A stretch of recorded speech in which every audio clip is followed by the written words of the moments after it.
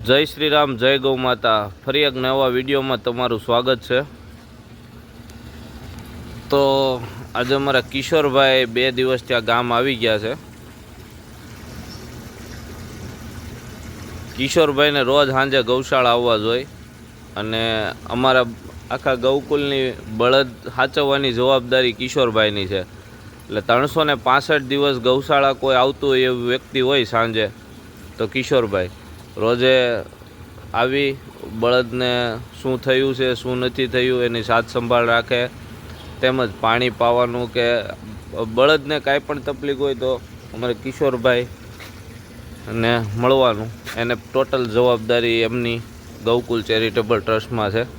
અને આ બધા બળદ કિશોરભાઈએ લાવ્યા છે કારણ કે નાનેથી કિશોરભાઈ ખેતી અને બળદ પ્રેમી બહુ છે, એટલે એને બળદમાં થોડોક વધારે ઇન્ટરેસ્ટ ને એને ખબર એ બહુ પડે।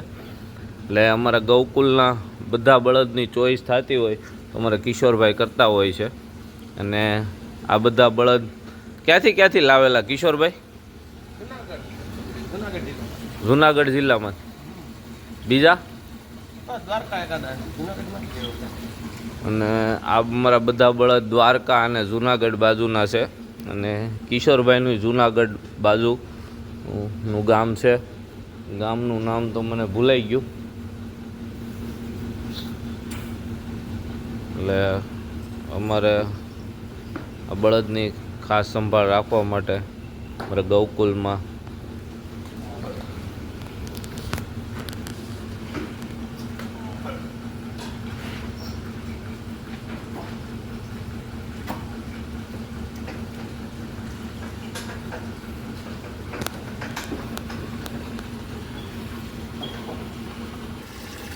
તો કિશોરભાઈ તમે બળદ લેવા જાઓ તો એમાં ખાસ શું જોવાનું હોય? કારણ કે હું તો અહીંયા સુરત નાનો મોટો થયો, મને ખબર ન હોય, પણ તમે લાવો આપણા બળદ બધા હોજા છે તો આમાં જોવાનું શું હોય? એમ પગ પાયે જોઈએ આપણે, ખોદો છે થોડીક આપણે જોઈને ખબર પડી જાય આકરો છે હરાણીનો છે આપણે શું ફુલેકામ આપો એટલે ખાંડ બળદ લઈ આવવાનો, પગ જોવાનો છે એટલે આમ હાયલો આવતો હોય તો તમને ખબર પડી જાય ને।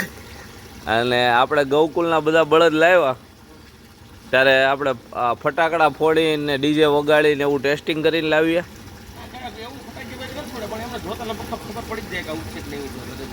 હા હા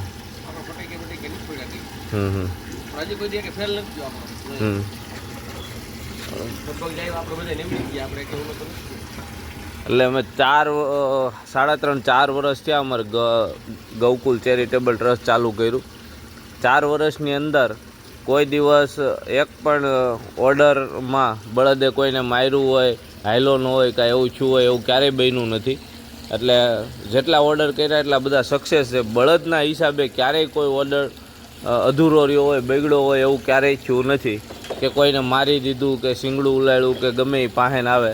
કારણ કે જાન જોડાય ત્યારે તો બહુ બધા મહેમાનો બધા આવેલા હોય અને ખાસ અમારા બળદગાડાનો શણગાર એવો હોય કે લોકો બધા વારંવાર ફોટો પડાવવા અને બધું આવતા હોય, એટલે ફોટો પડાવે એટલે નાથ પકડે, પણ ક્યારેય અમારા બળદે શીંગડું ઉલાડ્યું નથી, એ ખાસ વિશેષતા છે। અને 12 બળદમાંથી કોઈ બળદ ક્યારેય મારતો નથી।